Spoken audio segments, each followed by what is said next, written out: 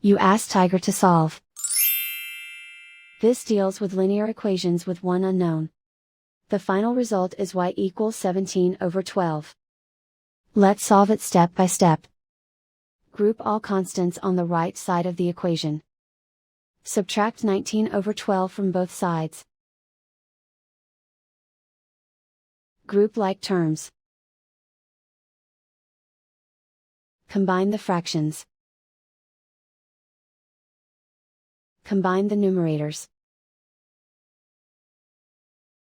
Reduce the zero numerator.